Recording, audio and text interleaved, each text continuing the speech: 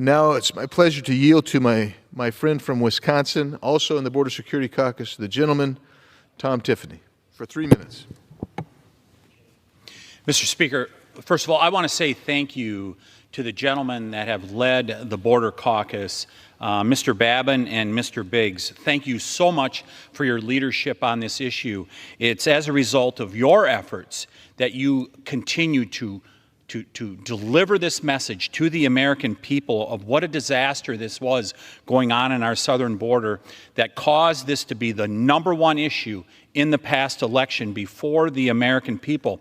And in particular, I want to thank Mr. Biggs from Arizona. The first trip I did after being sworn in May of 2020 was to go down to the southern border, and with a trip that he led with many of us, as he did so many times with so many members. I don't know if there's hardly any members on the Republican side that he didn't lead on the southern border to deliver the message. It's there that I got to meet people like Sheriff Mark Lamb from Pinal County in Arizona, Sheriff Mark Daniels down in Cochise County, who talked about back in 2020 about how the border was becoming secure. At the end of the Trump administration's first term, the border was becoming more secure. You visited them a year later, and they told you it was all deteriorating, simply because there was a change in the presidency. So I want to thank them for their leadership in regards to this. You have done a service to the American people, and hopefully we can fix this for the future. We just had a hearing this morning with a sheriff from one of the counties in Texas, a border county there, as well as one of the leaders of the Border Patrol Union. And they told us it is night and day since January 20th. Thank God we have new leadership in the White House, because the border is once again secure. So I would just say, remember when the media and Democrats told us that President Biden needed a bill to fix the border? That was a lie. As President Trump said last week in his joint address, all we really needed was a new president. If there's one thing that's been proven over the last month, it's that the Democrats' border invasion was intentional. President Trump announced illegal border crossings in February were the lowest in decades.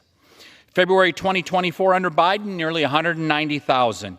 2025 under Trump, a little over 8,000. That's a 96% decrease without a single new law from Congress.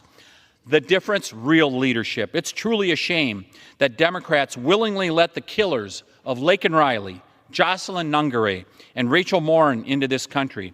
It's also a shame they did not deport criminals like the one in my congressional district who killed Stephen Nashholm, a father of 3 daughters. Thankfully, President Trump didn't wait for excuses. He took action by putting Remain in Mexico back in place, declared an emergency at our southern border, sent troops to help the Border Patrol, put a stop to illegal crossings, and signed the Laken Riley Act into law to deport dangerous criminals. Gone are the days of catch and release, which have a completely different meaning where I come from in the lakes in northern Wisconsin. But President Biden had turned it into an illegal alien term where illegals who were caught at our southern border were released into the U.S. To be clear, the last administration chose to let America be invaded. President Trump chose to stop it. Now American strength is back and stronger than ever, but we cannot stop here. Congress must act now to ensure these gains are not undone by the next weak president in the White House. We must codify things like stopping birthright citizenship, ending catch and release, ensuring that ICE has the tools needed to carry out mass deportations, and preventing parole abuse permanently. President Trump is doing his job. Now it's time for Congress to do ours. No more excuses. It's time to stand up for America. I yield back. I thank the gentleman. Appreciate his willingness. We have been to the border together. As everyone speaking tonight, I think we have been, except for Mr. Gill, who I've got to get down there with me because it's always fun. Anyway, let's